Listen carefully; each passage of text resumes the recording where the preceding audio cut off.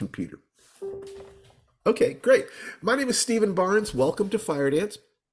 And my beautiful and brilliant wife, Tananarive Dew, will be appearing on camera as soon as she is ready to do so.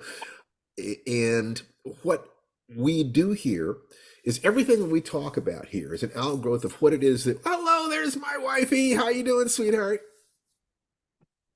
Hello, my mic wasn't on, my camera was crooked, but here it's still crooked. Here I am. Hello, everybody. Merry. Merry Mary, Christmas. Mary, with your sparkling light bulbs. Yes, I am the tree. You are the tree. You are the tree. Be the tree. Be the tree.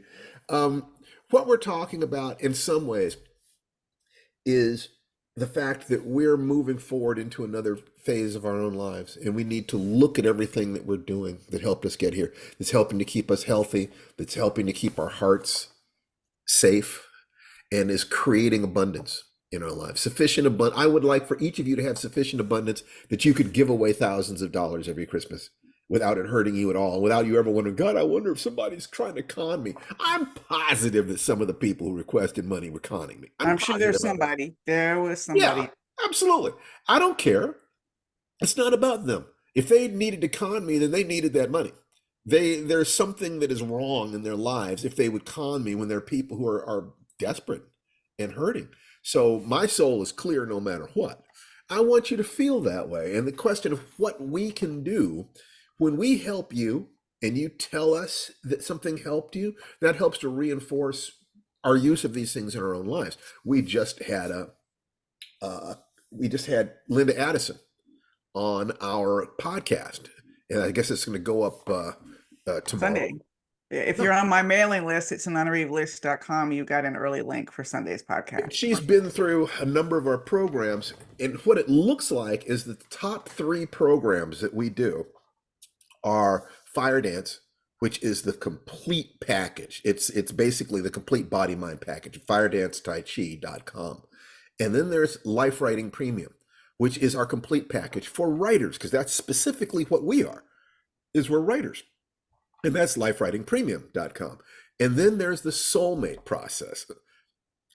And Linda has been through several of our courses, and she was willing to share with us what it has meant to her, and that she is dating now and she's coming at that from a different position emotionally. And when she was part of the test group for the soulmate process when we were testing the technologies and trying to teach about it, and that version didn't even have the 90-day love feast, Nope. because, and so at the beginning of the year we're going to add that, because looking at the love feast and the impact that's had on our marriage. And then the second one, the one that we're in right now, is about loving yourself, loving the child within yourself. And as of a conversation today, this morning with Tananarive, what we want to do is to drill down on the 90-day love feast for couples, but also look at what happens within you.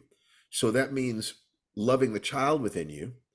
That means loving the adult self within you. And that's going to be, I mean, quite frankly, the easiest way to measure that is like survival stuff, money, health. And then the third would be your elder self, your ultimate goals and desires for the world. Who do you want to be when you grow up? What in your life is worth the dedication of your life? What would you be willing to have on your gravestone? What are your true values?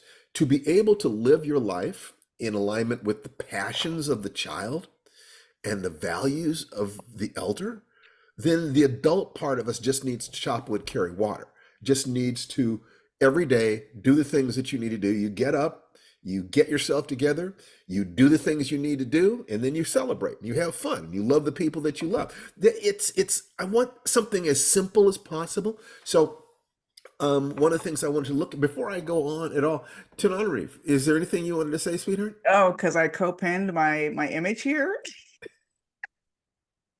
So no, I'm just saying hello to the group. This is a very big group. Have you noticed we have 30 people here already? Or well, close to 30 because No, we we're have all 30. counted in that number. But yeah, we had a really good talk about that and feeling very good about where we are together at the end of the year and also where we are with this group at the end of the year. So thank you all for being a part of our weekends. And yeah, I guess that's about it for now. Okay. Well, I wanted to let me see if I can get this up on the screen. I mean, Let I'm me going to move your pen. kill that and bring this in. Oh, darn it. Okay. The screen sharing, we're going to be working on this stuff. There are some things I want to get better at in terms of making presentations to you. So I'm aware that we're a little loosey-goosey about some of these things. But there we go. All right. So now all I have to do is to share my screen and we are good. So share screen and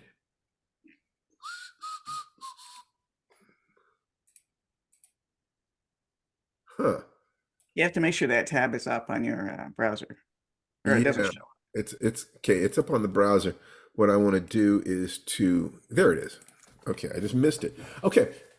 So what I'm seeing is that the things that we talk about most, we talk about the magic formula because that's the basic pattern that was extracted from a book that's 100 years old on the science of getting rich is what it was called. But really, you can apply it to anything, and it is you need a map or model of what to do, and that map or model I think it should come from outside you. It should be as old as possible that still responds to modern psychological or economic or whatever theory. A is for action, the daily actions that we take, because you have to take one step, the idea of taking one step towards your goal every day. G is for gratitude, which is basically emotional control. Being able to feel grateful for the things that are already in your life gives you faith that good things can happen in the future. If you're not grateful for what's happened in the past, why in the world would you believe anything positive can happen in the future? I is for intention, goal. And in general, I say that, you work backwards from a goal of being happy, being joyful, because that's what everybody wants. Step out of pain towards joy. Everything else is a, a way of approaching that. And I think that you should have goals in all three major areas: body, heart, and mind. It could be physical fitness, relationship, and money. I mean, you really could do that. Set yourself up to increase by 1% per week. And then the C is conviction, courage, maybe even character. The degree to which your actions feel like things that you can accomplish this goal, and you should take these actions. That this is in character for you. That if you don't feel that the things that you're trying to accomplish are natural aspects of your character, they express who you are. There are few things in human psychology that are as powerful as our need to match our own self-image, which is one of the reasons why it's so critical for us to be kind to our children. We're programming them with what we say to them, and you program yourself with what you say to yourself. So when you look at your goals of being happy and healthy in all three of these arenas, what version of yourself are you looking for? What version of you could do this? Commit to being that person. Now, that's there's other stuff too. And one could say that everything else we've got here clusters in one or another of these five areas. The three centers, body, heart, mind, tell you the areas in which you need to have goals, the structure of what it is to be human. The three gates, is it true? Is it kind? Is it useful? Evolve us towards being better citizens, better members of our community, as well as ultimately opening our spirituality, because it's in many ways is a simplified version of Buddhism's eightfold path. The 5-minute miracle, number 4, is the buy-in for this program. If you can discipline yourself and motivate yourself to spend 5 minutes a day breathing, then on top of that, you can absolutely change your life. If you haven't figured out how to motivate yourself to do that, focus all your attention right there. As soon as you do, I'm there for you. And this community is here for you. But you need to get across that line. Cost nothing. Go to YouTube, look up diaphragmatic breathing, do 60 seconds of deep, slow diaphragmatic breathing once every hour, at least 5 times a day. Number 5 is the morning ritual. That is Firedance, our core program.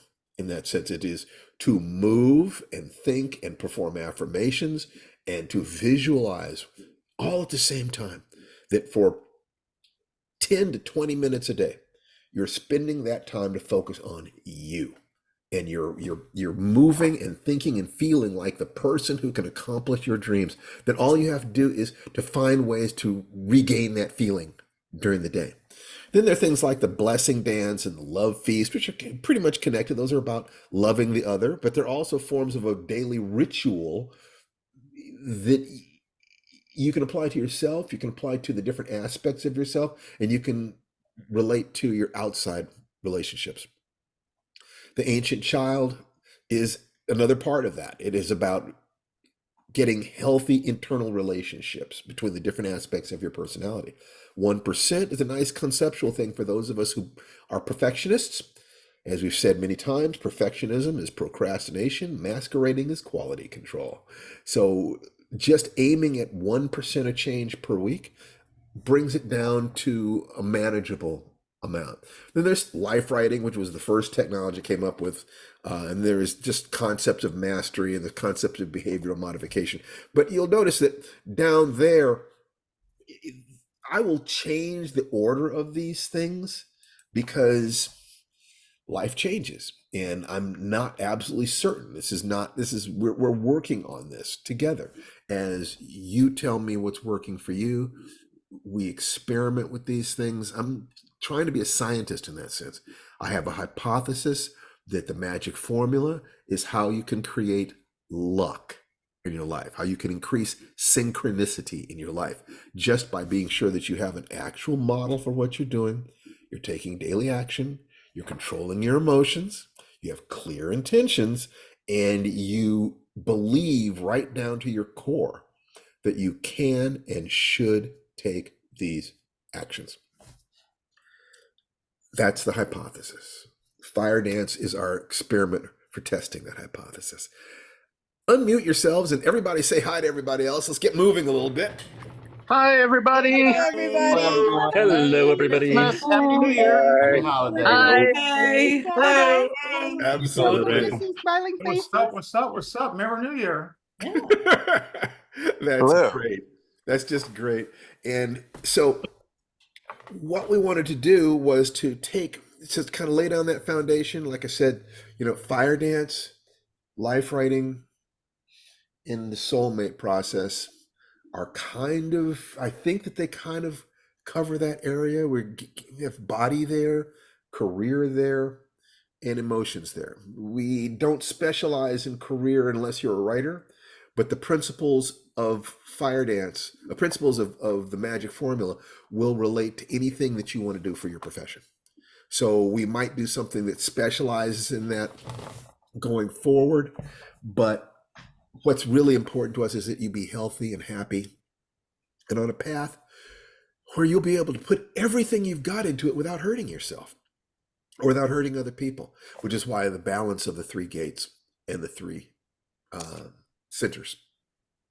If you can have a healthy body, healthy relationships with others and yourself, and are making plenty of money doing something that you love doing, it's kind of hard to imagine how you're going too far off track. It's like if that's not the meaning of life, most people would still settle for it. It's okay. It's a good foundation, I think. So the most important thing that we wanted to do in Tananarive, we talked about what we would like to cover today. Would you like to introduce the subject of the day? I hope I remember it correctly. I'm a little distracted getting ready for Christmas. Nikki's coming over, by the way, my stepdaughter and his daughter, but it has to do with, if I'm remembering correctly, of course, life mastery. We're going to specifically, sweetheart, about Christmas.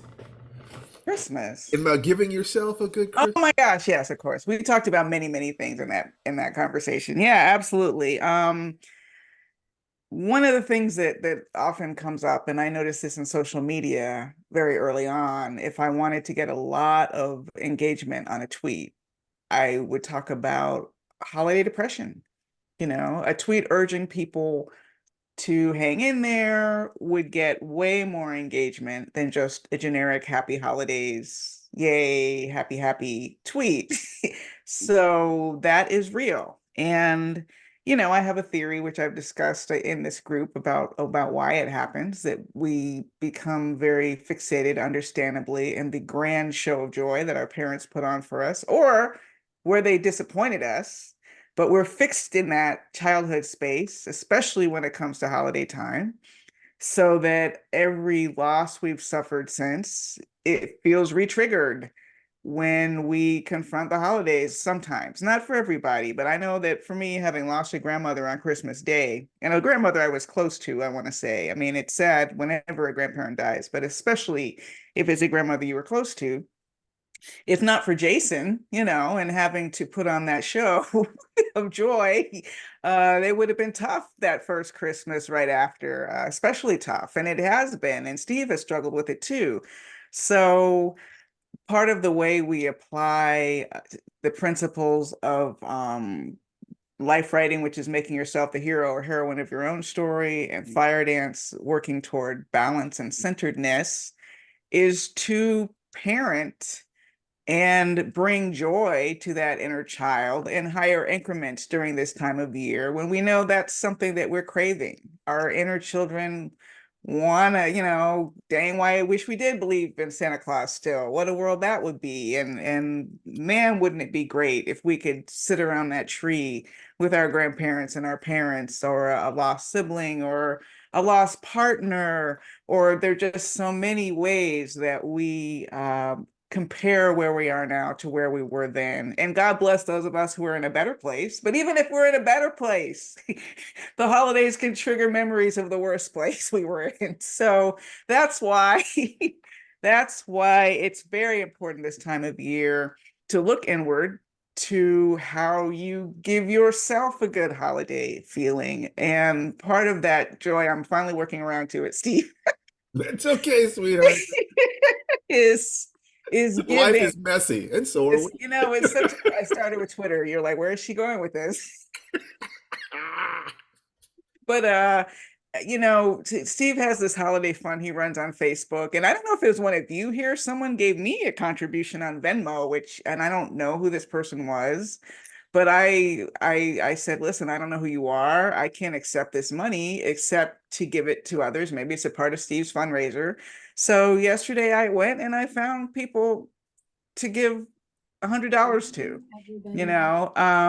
which is such a beautiful feeling. And I know everyone can't afford that. And I wouldn't have been able to afford that if it had not been run on a contribution. So I'll say that right out front. But I also noticed that when you go on social media, say if you still do go to Twitter, the hashtag is mutual aid, or Venmo, or, they will hashtag the ways that they accept money.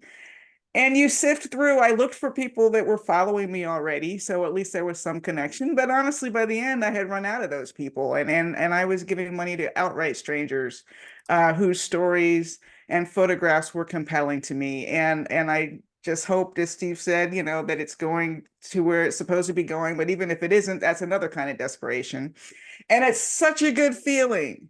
So even if it's just $10, a lot of these people would be so grateful for $10. If you set aside $50 and then found people who are running GoFundMe's, and believe me, tons of people are running GoFundMe's, $10 does not feel like a lot of money, but people getting that notification that someone gave a damn to contribute toward their cause, clearly they gave what they could.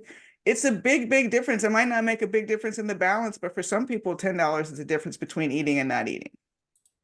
So just remember that no matter how small the amount, especially if you're feeling that pinch, that grief, that holiday spirit is a lie feeling, it's not a lie if we make it so.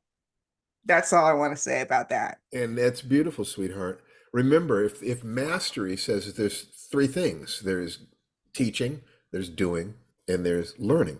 look at it the same way in terms of what Christmas was. Christmas, I think that holidays, which exist in all cultures that I know of, exist to create a cultural rhythm that a if you remove the religious significance from Christmas, it's about giving.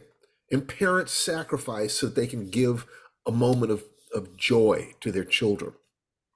The parents get to experience the joy of stepping back into a space that they felt joyful in when they were kids. They get the pleasure of giving to their families. So they're on that road of mastery. It's a particular emotional thing. Remember the 90-day love feast. The love feast is about giving to your partner without expecting anything in return.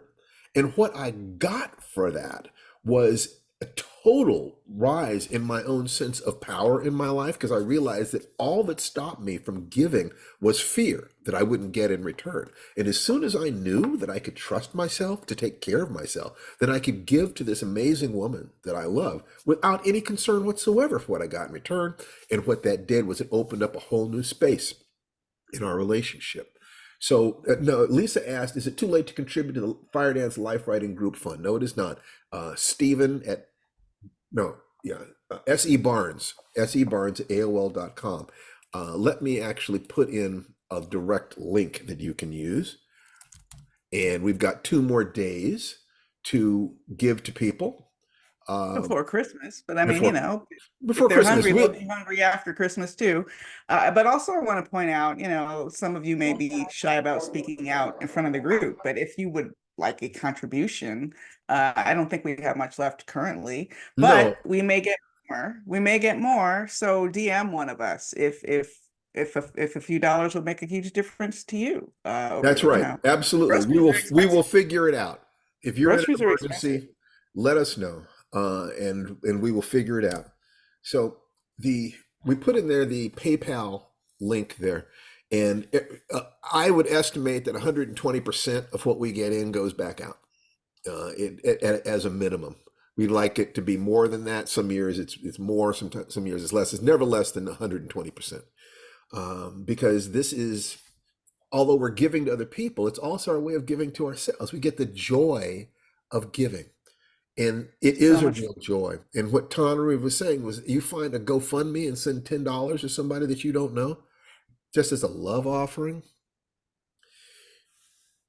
When we take our attention off ourselves, people have noted that if you say, I want to be happy, and you go directly after happiness to do the things that make you happy, you'll often end up running out of gas. Candy tastes good until you've eaten a whole box of it, at which point you start feeling sick. Happiness is a byproduct of right action, of right work, right speech, right thought. So if you say you have happiness as a goal, if you're intelligent, and all of you are, of course, and you wouldn't be listening to us, you will notice that the happiest times in your life have been the times when you were giving to other people. Many of them, not all of them. It's also great to have things given to you. Make no mistake. But the pursuit of happiness becomes an indirect pursuit. You simply notice, oh, I'm happy when I write. So instead of saying, and so your goal of being happy turns into a goal, I'm going to spend as much time in my life writing as possible. I want to be a professional writer. That way I can spend, I don't have to split my time between work and writing. I want to be happy in my body. I want to be happy in my relationships. Let me give to my wife. My happiness came indirectly from giving to her. My health, physically, and my vibrancy physically comes from exhausting myself, from suffering, from setting out to gain a skill that in the process of gaining that skill, I am becoming or maintaining the person that I need to be in order to live my life and live my life with a certain amount of joy and service.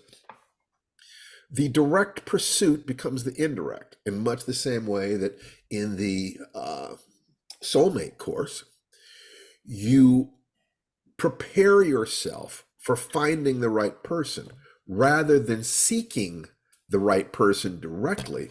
You become a person who that person would want. and you associate in arenas where that person will hear about you or you will encounter that person. You're not searching for it directly. It's stochastic. You're being who it is that you are, and you're being the person you need to be to get the things that you really want in life. And then if you're doing it along the lines of the magic formula, if you've got a map, if you're taking action, if you're maintaining positive emotions, if you have clarity on what you want, and you believe that you can and should do these things, first of all, you win. Because success is the progressive realization of a worthy goal. So if you set yourself up so that your ultimate goal is to be happy, and you've learned how to manage your emotions along the path, it's not just a matter of whether or not you get the goal. It's a matter of who did you become along the way? Who were you helping along the way? Hopefully you're going to define, and I don't believe in that selfishness is a bad thing. I don't believe in altruism the way most people talk about it. To me, selfishness is not a problem. The problem is, how do you define your sense of self? Does it stop at your skin? Does it stop with you and your wife or husband or partner? How about you and your family, your community, you and your tribe, you and your nation? How about you and your species? How about you and every living thing? Everyone is going to draw their lines differently in terms of what they say is myself.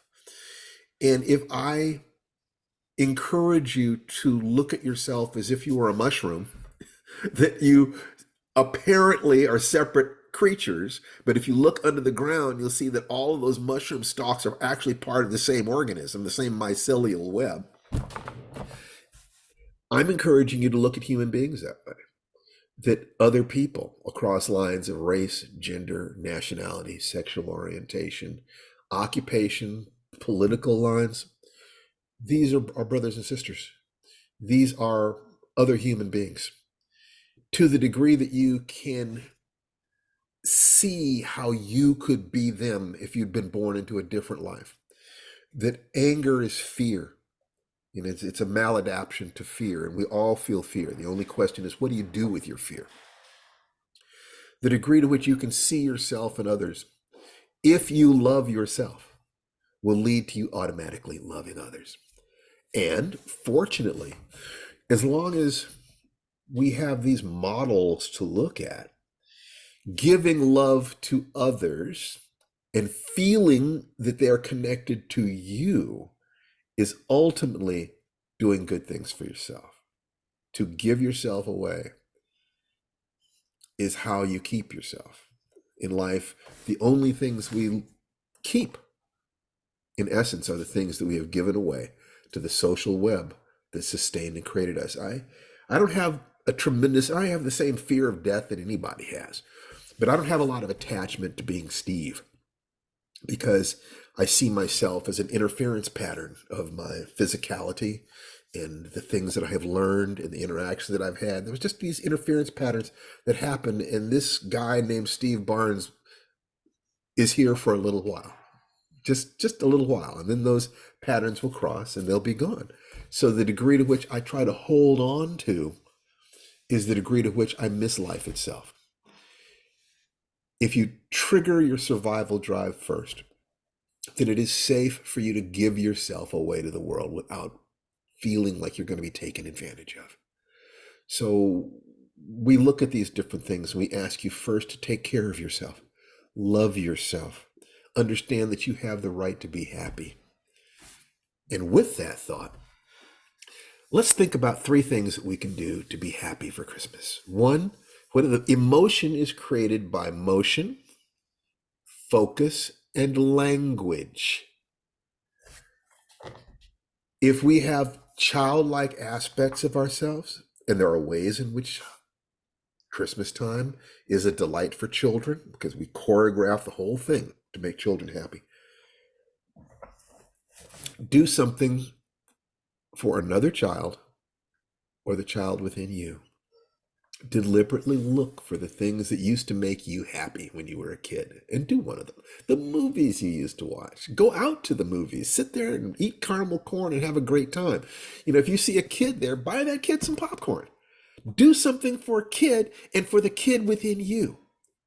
Do that and reconnect with life. Give presents if you can afford them. Do something that I think that in many ways, if there is evil in the world, evil is anything that hurts children. And so that means that good would be anything that helps children. Help a child smile.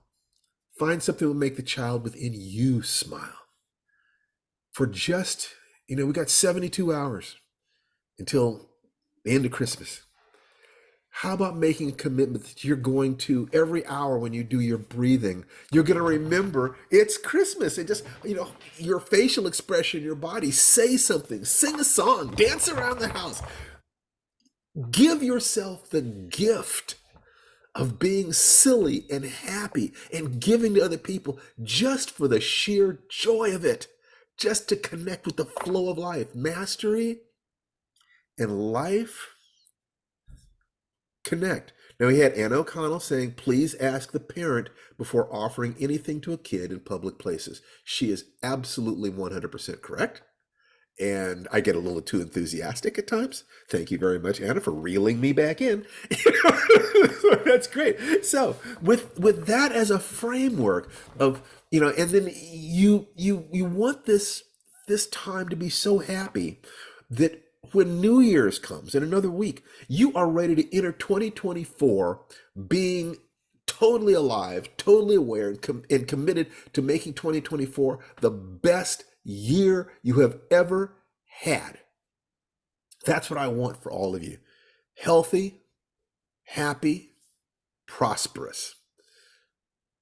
Health, love, money, and time to enjoy them.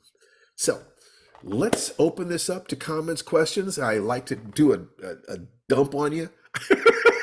Ooh, that doesn't sound quite right. I like to do a mental, no, that's still wrong. I like to give you a body of information and frameworks, and now let's run life through them and see how life has been. Mary. Well, I had to go to can you hear me? I had to Yes. go to the grocery store the other day, and I dreaded it because, it's like almost Christmas. But what I decided to do was I would walk up to people and I would say, Merry Christmas. And I said, and Happy New Year. And I would say, may 2024 be the best year you have ever experienced in your life. And may each subsequent year be better than the one before. Beautiful. And some people were like, okay, she's a crazy chick. Other people were like, oh my God, I needed that. Can I give you a hug? Oh, thank you. And same to you. Oh my God, I've never had anybody tell me that. And I felt so good. One guy did, I don't know if he was nonverbal, but he kept looking at me. And I was like, okay. I said, okay. And he went, and then he turned around and he gave me a plastic paper Aldi bag. So I think he appreciated it, but it was just a little interesting. I recently came across the concept that wealthy people take asymmetrical risks. In other words, they will invest in something where they can see that 50% of the time you lose your money, but 50% of the time you get back 3 times what you put in. Anytime they can find that kind of asymmetrical risk, that's what they double down on. Being nice to people is an asymmetrical risk. Giving people love is an asymmetrical risk. That your chances of getting back something negative are outweighed by the smiles and the joy and the hug. To realize that people, you never know who's hanging on by your fingernails. You never know who is considering ending it, who is thinking that the pain of life is more than the joy and no one cares. For a smile, a hug, a kind word, a gentle turn of phrase, you can save someone's life. Convince them that there are people who care in the world. Convince them that there's something worth living for. You can actually be part of the solution for a world that is often wounded, tired, frustrated, confused. Be the light in the darkness. If you can be the light for someone else, guess what? You get that light too. You get that light too. Be the light for someone else and you get the light too. Zita. Hello. I'm Hi. just jumping on to say thank you to you and to Tananarive, also to Chiquija and Tom and everyone else in the comments last week, for being the light in my life, really. I came on just to recap with a question about kind of being scared about what I was writing, and I really felt like, you could probably hear from my voice breaking, I was like drowning in emotions and kind of fear and loneliness, and partly because I was actually alone in Scotland in the middle of a storm and it's nighttime. But in general, like that Zoom call last week was like a lifeboat, and I just couldn't believe it came along at the right time. So thank you all for making me feel brave and helping me get back to my writing. I really appreciated that kind of injection of hope. Fantastic. We not only want you to write, we want you to have fun writing. That makes our day too. Right. So Notice Ross Merker just said, I'm falling in love with that accent. Hey now. it is a That's great right. answer. Firedance, the hookup hater.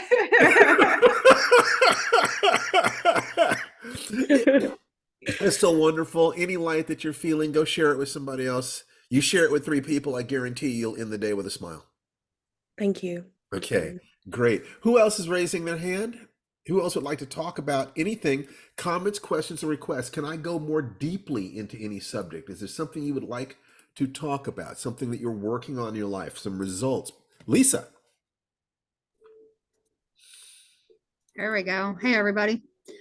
Hello. Wait. It works. Video. All right. Hey, how you doing, honey? If I leave it on the whole time, it literally like flickers back and forth between superimposing like Steve's face over my face, and it's like the strobe light effect. And I'm like, okay, this is weird. I don't know why my computer is being that way, but whatever. So This sounds like the beginning of a horror movie. So yes, that is why you only see me when I talk. Some of you may remember that back in September, I got to reconnect with my brother for the first time in like 3 years. And it has been absolutely fantastic to spend the last 3 months with him, seeing him often and talking often. And for the first time in 4 years, we are spending Christmas Day together. And we were both super excited about it. And it is just the two of us. It's been wonderful to see him healing from getting out of a horrible relationship he was in for years. And it's now just the two of us. And we're like, we don't have to worry. We don't have the stress. And a lot of that, I feel at least, has been, related to this group. I've been able to reconnect and to do things and do the ritual and share stuff. And it's been so wonderful every week. I say it over and over. This group is life-changing and life-saving. And it really is. You make it so. And I mean this from the bottom of my heart, to the degree that this works, it works because we're talking a common language. And yes. I look at you and listen to you, and I know I'm not crazy. And nope. You look at me, at least not for that reason. Here, and if we're crazy, we're a particular tribe of crazy. Right, and it's a good crazy. It's a good crazy. It's a good crazy, definitely. It's a good crazy. We are delighted that you're here. We're happy whenever we see you. Keep sharing that light. This is the time of year that people need you to share your love. Absolutely. If there was ever a moment, this is it. Don't be afraid of saying Merry Christmas.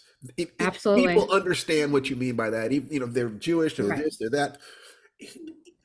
Let your energy go before you so that they can remember for a moment what it felt like to look at people who loved them. Yes. Okay, share that. You'll change the world. I was thinking earlier when you said do something that you enjoyed, that brought you joy as a child for someone else. And what my brother doesn't know yet is one of his Christmas gifts is a Lego set. We used to love doing Legos together when we were kids, so I bought him Yes. Legos. Yes, I mean, you That know, is so great. And I Get- can't wait for him get to that bottle of see it and be wine, like, you know, if we open it, if we put it together that day, then we put it together. and get that bottle of wine, break out those gummies, whatever it is, and remember Right. what it was like to be kids on Christmas morning. Yes. Just you still have that within you. Just bring it. Look at that smile. Look at Drunk Lisa's smile Lego. right Thanks, now. Ross. Yes, yes. This is it. Yes. This is the stuff right here. Yes. Okay. Every time you step on a piece, you take a drink.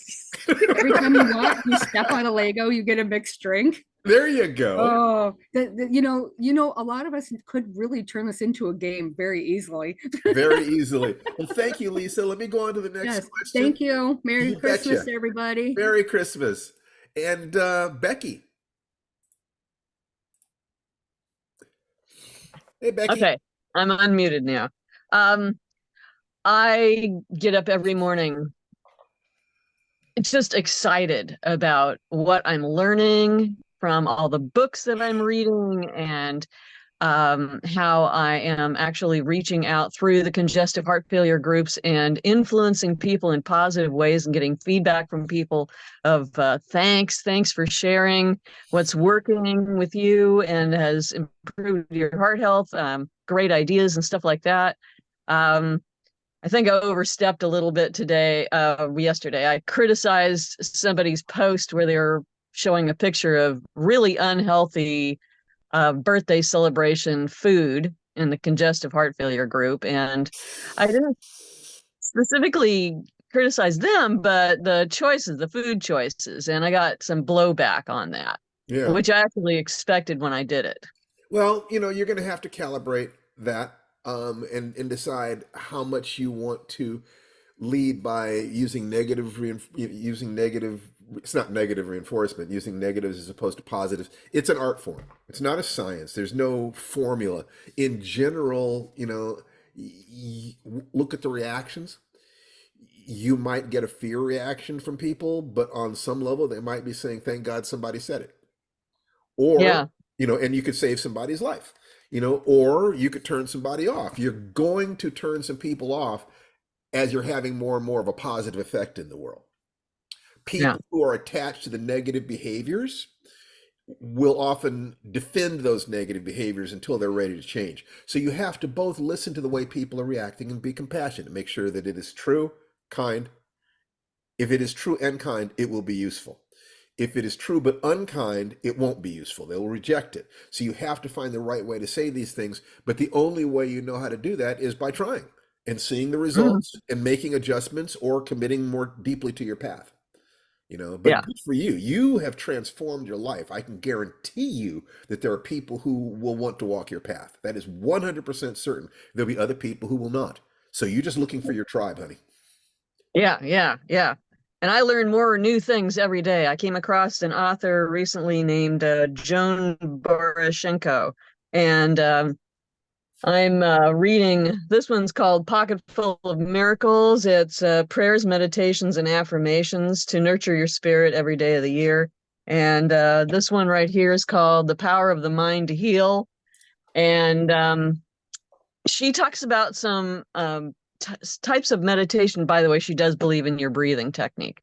Not necessarily at the beginning of the hour, but the technique of the belly breathing, and she actually describes the health benefits of doing that, lowering your blood pressure and all these other actual genuine physical health benefits to doing that particular type of breathing and meditating into the breath as you do it on the inhale and the exhale.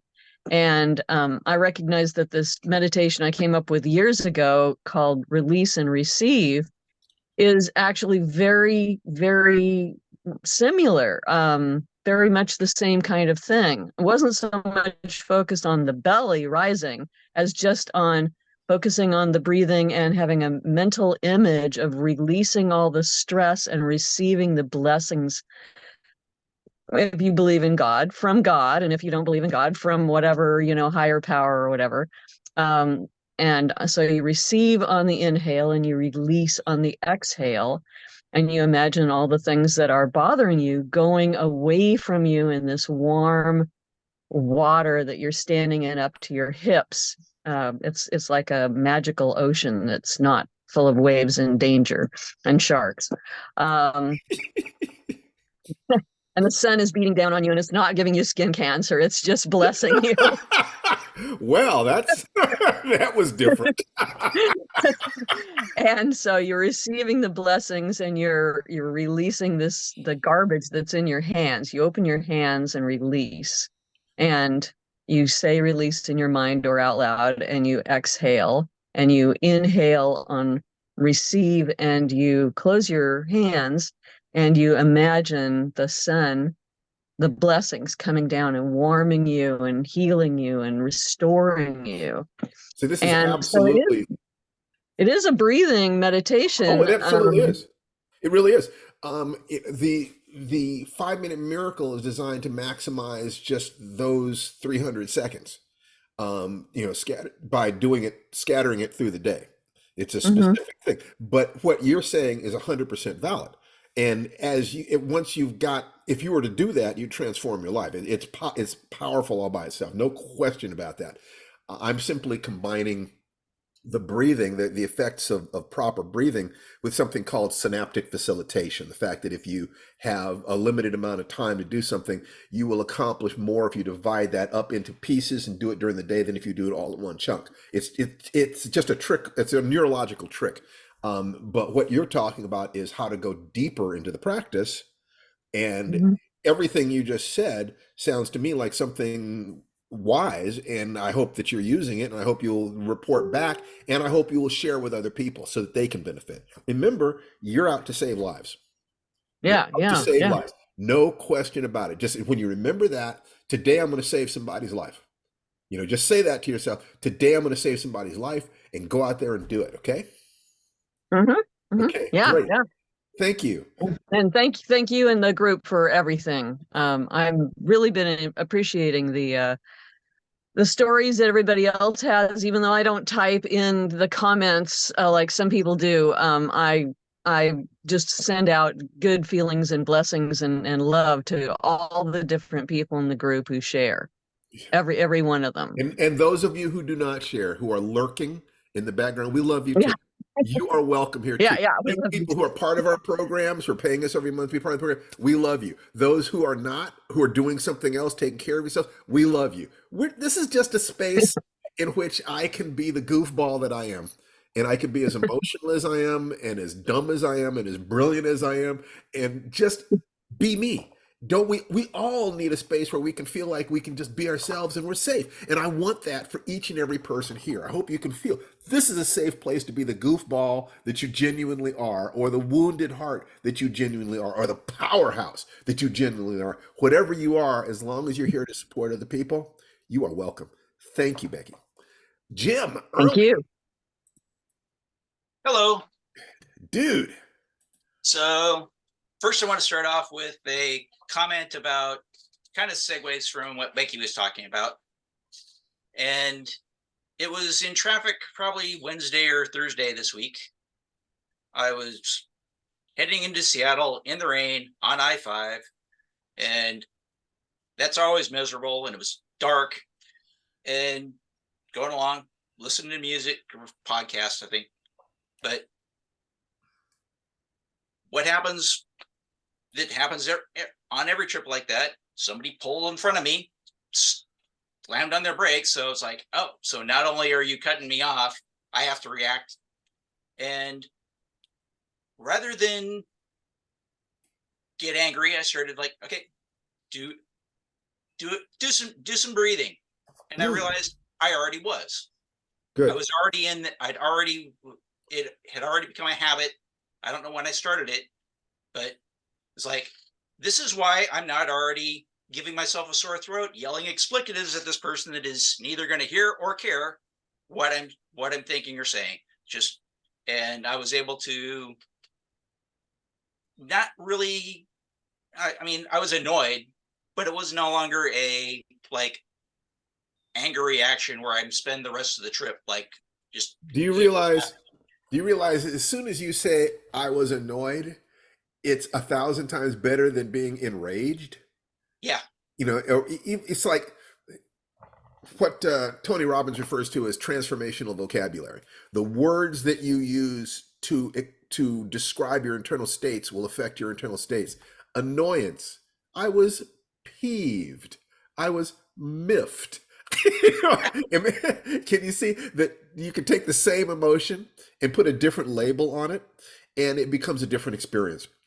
So, first of all, what you're doing if you were to set your phone, your iPhone, to go off every 3 hours, and you did 60 seconds of deep diaphragmatic breathing, sometimes when it goes off, you're going to be pissed off and you're not going to want to do it. But if you force yourself to do it, you've just made a neural connection.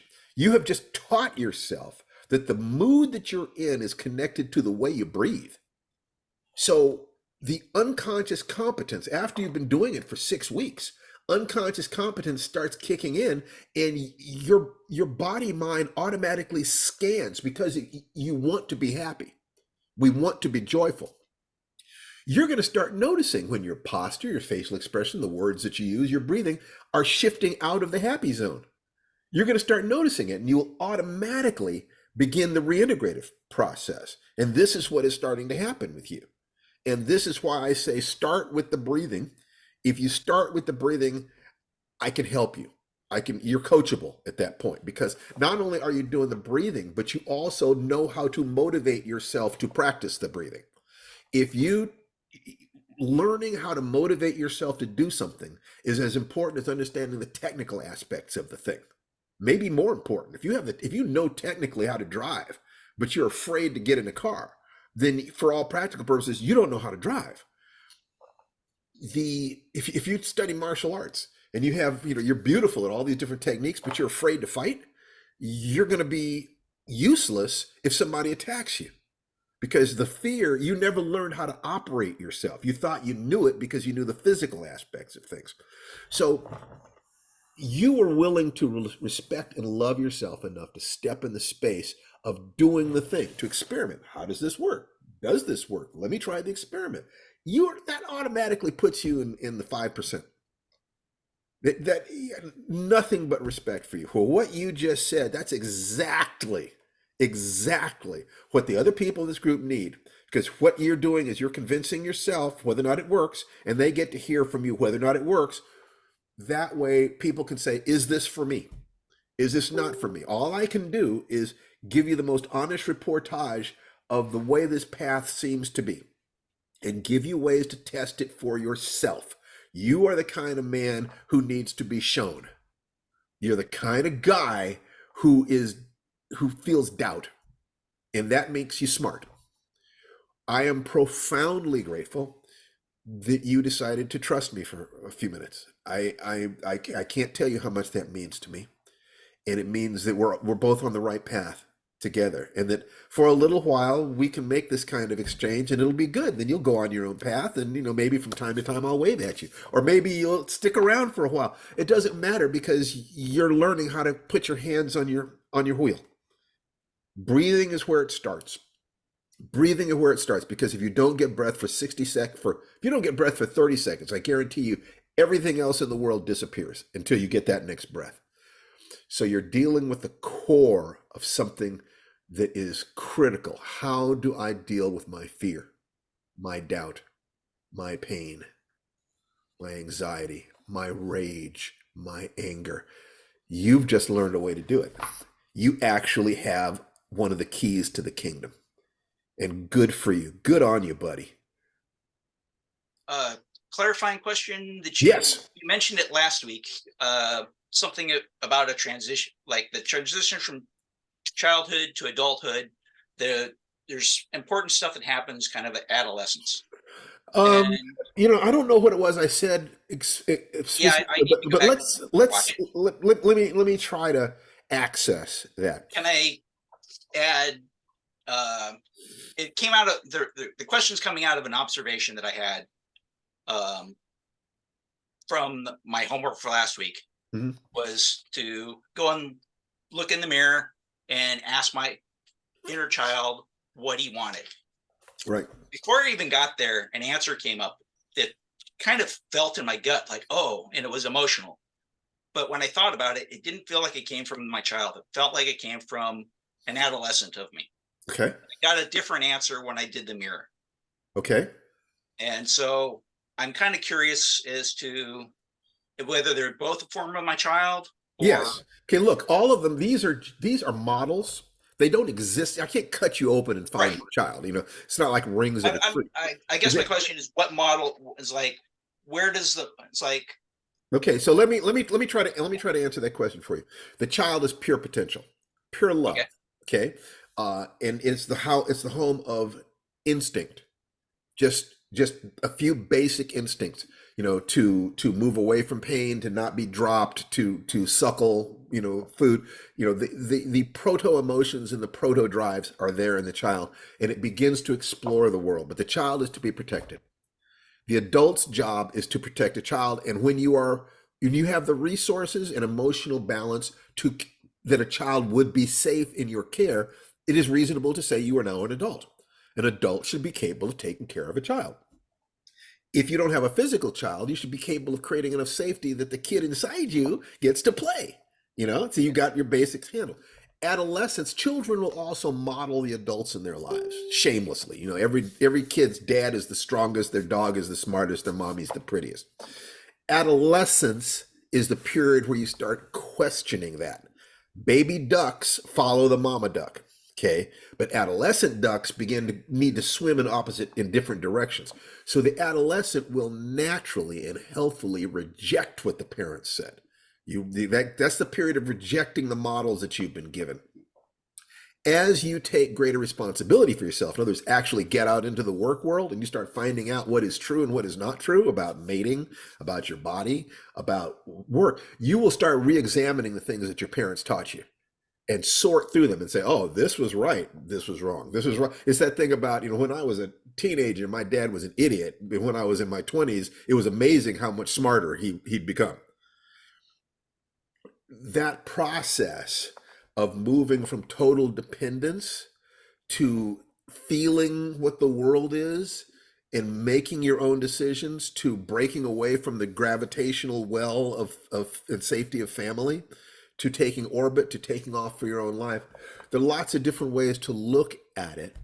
But, adolescence is the time when you're starting to try the things that are going to lead to you being an adult. You're starting to feel sexual attraction. You're starting to want the power. What is money? What is that freedom? What is that? What would it be to live alone? Oh, my parents don't look as young as they did when I was 6, 7 years old. Oh, this aging thing is real. Oh, there is death in the world, and that changes what we think about life. You might have lost a grandparent by then, or a great uncle. Oh, someone I love is not here anymore. We start stepping into reality. It changes us. If you're balanced properly, you grow from there to realizing my parents protected me when I was a child. If you were healthy enough to have that situation, if that was true for you, let me turn around and give that gift to the children that will follow. Maybe you have your own children, maybe you don't, but one thing is right. We want to make the world safer for children, whether we choose to have them or not. Does that touch on the things you were looking at? Yeah, a bit. I guess it raises another question, though. Go for it.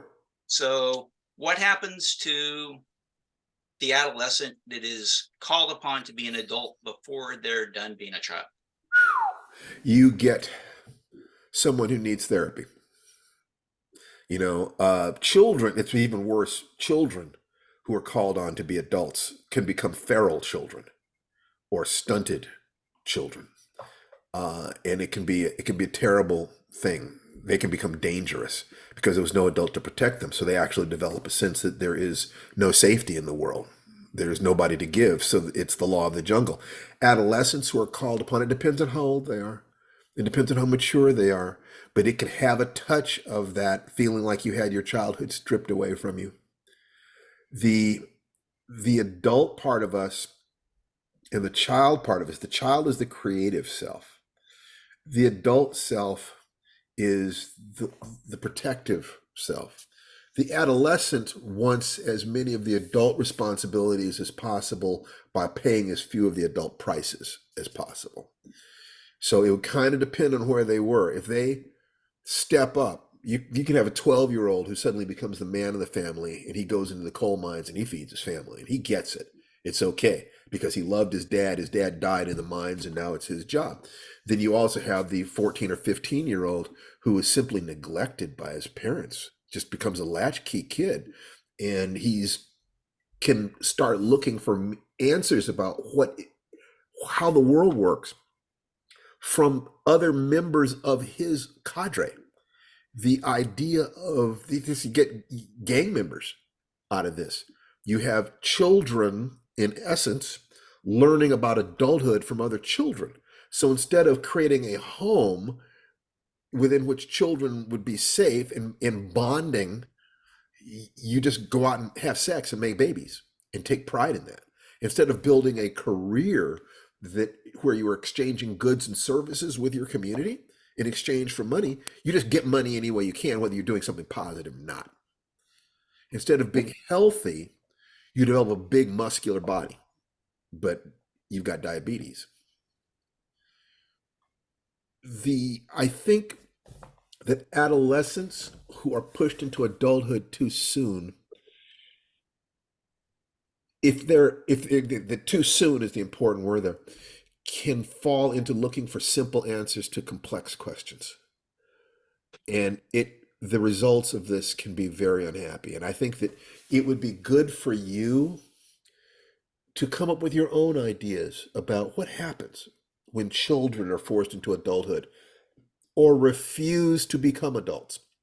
When adolescents are pushed too soon into adulthood, they're experimenting with sex and have babies, and all of a sudden, they've got a whole different set of realities. To understand that will deepen your theory of what it is that human beings are. Whatever it is you come up with is I'd love to hear what you have to say. Yeah. Come up with a short statement about what you think happens based upon your observations and view of humanity, and share it with the group. Would you do that? Yeah, I'll try. Excellent. Thanks a lot, Jim. It may take a while. No, it's okay. We got time. We'll be here. All right. Zinnia. Hi. Hello. Hi. I got in late last time. I'd been invited somewhere, and so I got here for your last 5 minutes. But I wanted to revisit my definition of myself.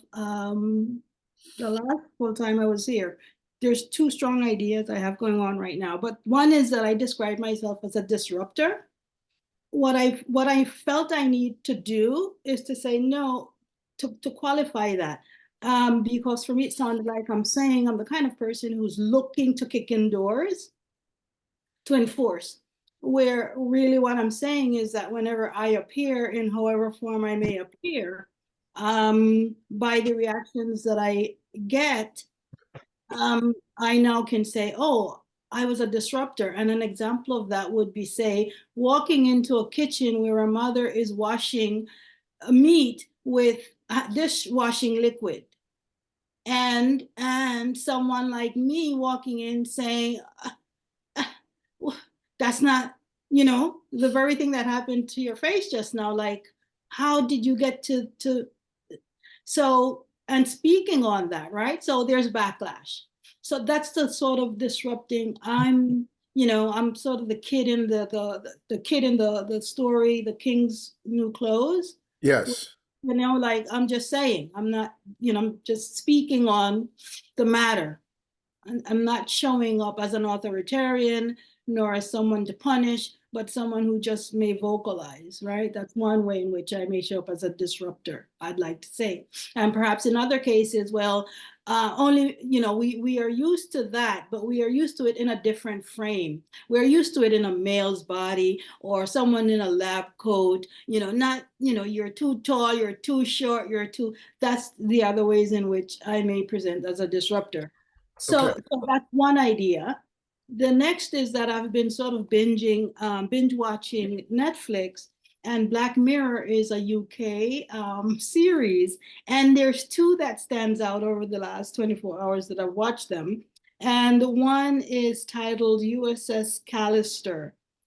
And the other is Demon 79. Now, the thing about this series, I'm reminded of the Twilight Zone, which I loved growing up.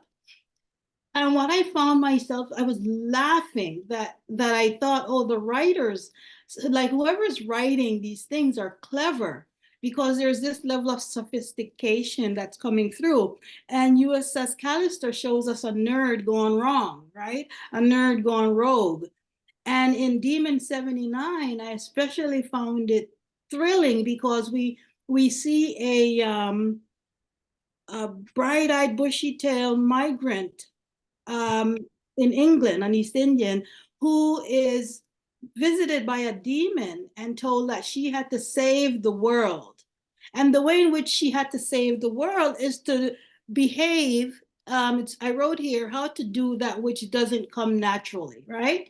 So she was told that she had to kill 3 people, like murder 3 people. Now, this is a mousy little girl of a sales girl. And we watch her in this evolution of having to muscle up and believe this demon and how to, do this task. To save the world, she has to become a monster. Certainly it ends with our finding, she finds her stride by the 3rd kill, but of course something interrupts that. But just watching the evolution of this person. So let me ask you a question. This cluster of things, the observation about being a disruptor, and then your description of this woman who must change herself and must kill in order to save the world, I would suspect that there is a thematic connection between these things for you, and that there is a question that you have that is related to them. And I would like you to cut to that question.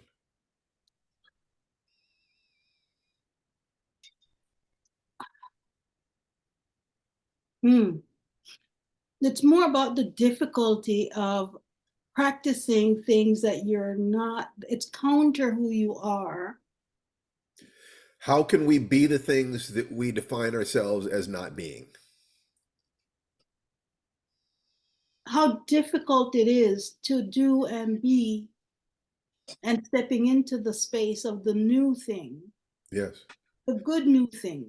Well, difficult let me dance around that just a little bit. Before I do that, Tananarive, was there something you wanted to say, sweetheart? Not really, just listening. Just listening. So let's go back to the first thing you said about the thing in the kitchen.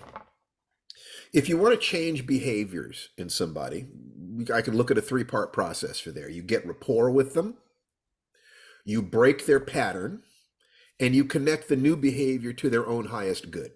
So for instance, if somebody is washing meat with dishwashing detergent and they know you love and respect them, or you start with a hug, some sort of connection, now you can say, oh, there might be a better way to do that. Because this accomplishes these great things, washes away dirt and this and that, but it leaves a residue. You can accomplish the same thing with this over here. I didn't know that myself. So now you're not, that person isn't feeling like you're putting them down. That person is feeling like you're sharing something with them that will raise their chances of what they want to do, which is to share love with the people that they care about, to share food, which symbolizes love, support, survival. But how do you also mentioned that there are aspects of being powerful in the world that people will criticize you for. You're not tall enough, you're not short enough, you're not this enough, you're too black, you're too this, you're too that. Whatever those things are, how do you be the person you need to be in the world in order to have the effect that you want? In the magic formula, that would be the C. That would be the character. How can you have confidence that you can and should do this? That it will have a positive outcome, that this is in alignment with who you are. If you see yourself as being the kind of person who never disrupts, and you recognize that a disruptor is what is necessary here, I'm going to suspect from this that you believe that being a disruptor is what you need to be. because the system needs to be disrupted, but you're not sure that you can do this and get the approval of your tribe. What's going to happen? Now, is that accurate, that what you see is necessary is not what you see yourself as being?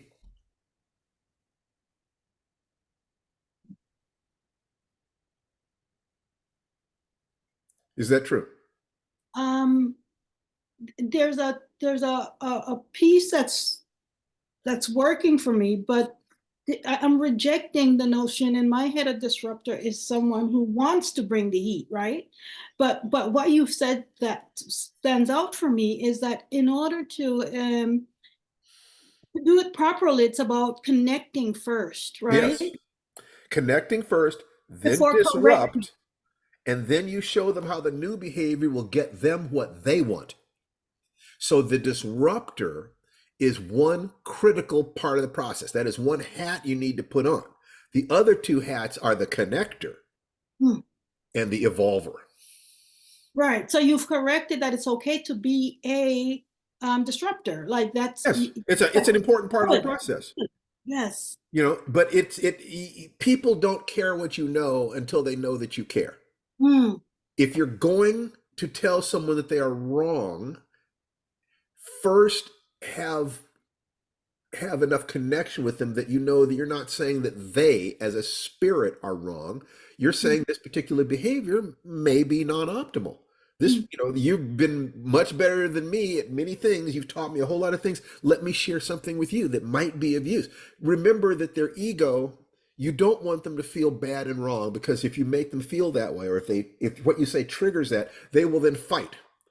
And what you want is the correction of the behavior. If you can correct the behavior without them even knowing that you helped them do it, that's even better, because it has nothing to do with you. You simply want them to do the healthier thing, the better thing. So first, rapport, respect them, love them, see them. Respect them, love them, see them. Hugs, smiles, you know, give 2 compliments for every criticism, whatever. Once you breathe in rhythm with them, you know, model their body language, mirror their body language back to them. You have a half dozen different ways to build rapport with them on a physical level, on an emotional level, on an intellectual level. Once you have the rapport, then disrupt the behavior. The best way to disrupt the behavior is to get them to change something physically. You know, make them laugh, you know, make them dance, make them move differently, hold their faces differently, or use different language. What are our emotions created by? What we look at, what we focus on, how we use our bodies, and the language we use. So you change one or all of those 3 things to disrupt their behavior. If you made her laugh, now you got the rapport, you made her laugh. Now, while you're laughing, you can say, there's another way I figured out to do this. If you do that, remember that the intent of the communication is some positive result. In order to do that, you have to attach a negative to something they're doing currently. In order to get them to accept that, they have to believe you love them. If they don't believe you love them, you might be disrupting their behavior and doing something negative. So you always love them, come from a place of love and connection in a way that they understand. Okay, you calibrate that to their understanding. You disrupt their current behavior in some way, and you be sure that you have an idea about the more positive thing that they could do. In short, tell them 10 good things before having any one negative thing. Well, you know, I at least 2. At least 2. You know, and the thing is that I think that this is one of the reasons to be kind and sweet to people all the time, because there are times when you don't have the time to create the rapport. You have to base it on rapport you've already built up. If they already, so it's like you want to be the person who they're going to believe has their best interests at heart. If you're doing this with a stranger, then you have to first build rapport, then interrupt the behavior, and then connect the new behavior to their own values, their own intentions. People watch social media and people arguing on Facebook, political arguments, they never start with respect. You're an idiot. You're a racist. You're a bad person this way, bad person that way. In other words, the door was closed. And then they'll say, geez, these people won't listen to logic. Nobody does. We listen to emotion. We are emotional beings. We make our decisions emotionally and then justify them with logic. What you're doing is, if you learn how to do this with yourself, the best way to learn how to do this is learn how to do it with yourself. To love yourself. 5 times a day, you're disrupting the spiral of physiological stress with breathing. And then you're remembering what your higher goals are. Now, what are my higher goals? What am I living for? What version of myself could do this? What do I need to be that person? Let me be this, let it be. Let me be that person right now. Okay. And if you remind yourself of that 5 times a day, you're going to find yourself generalizing that to other people. You want to change somebody's mind. Do I have rapport? Did I break their behavior? Am I connecting the new behavior to something that they want, that is in alignment with their values, not my values, their values? And what do they ultimately want? They want to move away from pain toward pleasure. So even before you learn anything else about somebody, you know that every living thing wants to move away from pain toward pleasure. So all human beings will respond to that. Not everybody will respond to service, because not everyone has dealt with enough fear in their life that they can feel that expansion out to other people. Everyone wants to stop hurting. Everyone wants to be happy. So first, love and connection, then be the disruptor, then point the way to a better path. Okay? I am grateful. I am so grateful. You're so welcome. This is, I love doing this. This is my way of creating a world that will be better for my children, because I want the world to be better for your children. It's as simple as that. And I want you, the child inside you, is as important as any kid that came out of your womb. Never, ever, ever forget that you need love too. Okay? All right. Excellent, excellent, excellent. We have 12 more minutes. We have time to talk to a couple people, or if there's something you'd like me to talk about, or just what can we go over? What can we do? Elizabeth Evie King, you haven't been here for a long time. Here, unmute yourself. Unmute yourself, sweetheart. Hi. Hi there. How you doing, hon? Good. Good. Busy and good. Busy?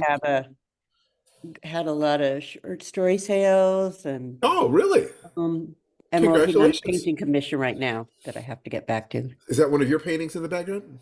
It is. That's great. You do murals and stuff. Yeah, I do murals. I do small ones too, You're though. one of these people who is kind of volcanically creative, and it spews into a dozen different arenas. Thank you. So, is there anything we can do for you today? Any comment, Well, question, or request about anything? I just always like coming when I can and listening to you all and getting the great energies.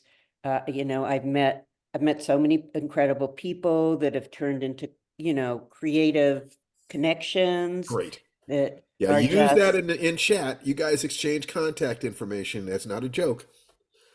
yeah, I need to go into my chat and do that now. So yeah, because just wonderful things. I mean, I started a sort of a poetry collective with Linda Addison, who I met through you guys. So it's just you give so much to so many, and I do appreciate that.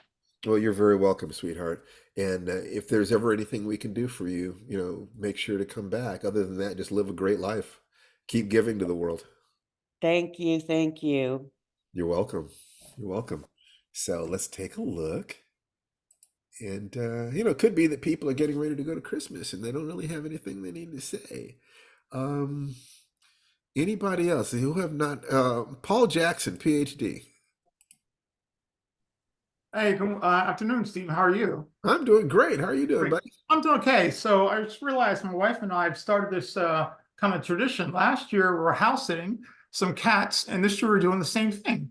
So my wife is really wonderful in that when she picks a house for us to sit, it's always like no problem. The cats, they can do themselves. Oftentimes the owners have like automated food dispensaries and such. And so it's really just taking a look at the house.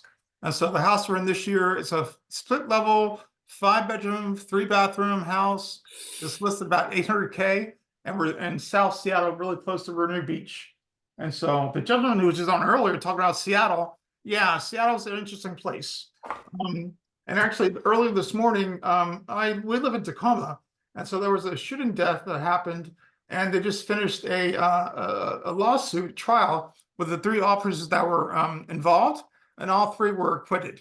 They found not guilty. Oh yeah, I remember So that. it's really sad. Yeah, very depressing. Yeah. And so the mayor of Seattle was online. So every Saturday morning, there's a group of Pierce County African Americans called the Black Collective. And they have met every Saturday for like the last 50 plus years. I think they only missed maybe 2 meetings in those 50 plus years of Saturdays. Wow. Yeah, they met this morning, and we had the mayor was on there. I think the police chief was on there also. And we also have another senator that was online for the meeting. And very informative, but very kind of depressing in the sense that all 3 of the officers were found not guilty.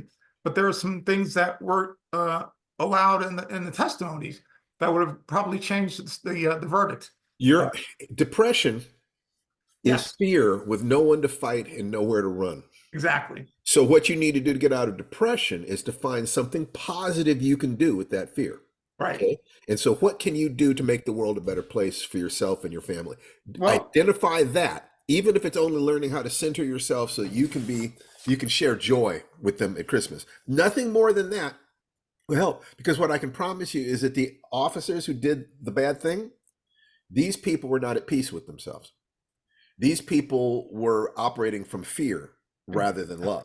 Right. So to the degree that you can bring love into your life, and that is combined with an absolute commitment to protect yourself. Remember, first survival, right, then love. Awaken your warrior self, then awaken your child self. What you need to do, because you said depression, is flood yourself with Christmas love. Flood yourself with joy. You're going to make 3 children smile before Christmas. You're going to give something of yourself away. You're going to make the world a better place. Be the change you want to see. Be strong first, then open your heart. Okay. And what I'd love for you to do is to report back to me. Tell me about the 3 children you made smile. Take that as homework. Okay. Including myself. Yes. That's right. That's exactly right. So Yeah. if you and your wife are 2 of those children, that's fine by me. But Yeah. make sure that there's another child, someone you don't know, someone outside yourself. Make someone's day. Okay. You do that. Okay. We'll do that. All Very right. well. You take All care. right. You too, sir. You bet. All right. Dennis. Okay. Hello, Tied into the Dennis. creativity area. My background is in architecture and city planning. My college career overlapped that with Weird Al Yankovic, and because of Proposition 13, I went into IT. On the other hand, after moving to Spokane, which IT enabled me to do, I got back into the community action type thing by being a citizen input for city and county plans and that type of stuff, your general plan type thing. One of the things that we were promoting was the idea of new urbanism, where you have housing above commercial. Well, there is now in Spokane a development that has that type of thing. And in that development is something called Spark Central. This is an idea that Spark Central allows kids to come in for different aspects, for different like Lego games, writing, basically all kinds of community oriented stuff. So I realized after attending one of the it was the Drop In and Write. It's a weekly type thing that where they have about an hour and a half. They put out a prompt, and you write to the prompt. And I've been realizing that because of that, I've been developing flash fiction basically skills.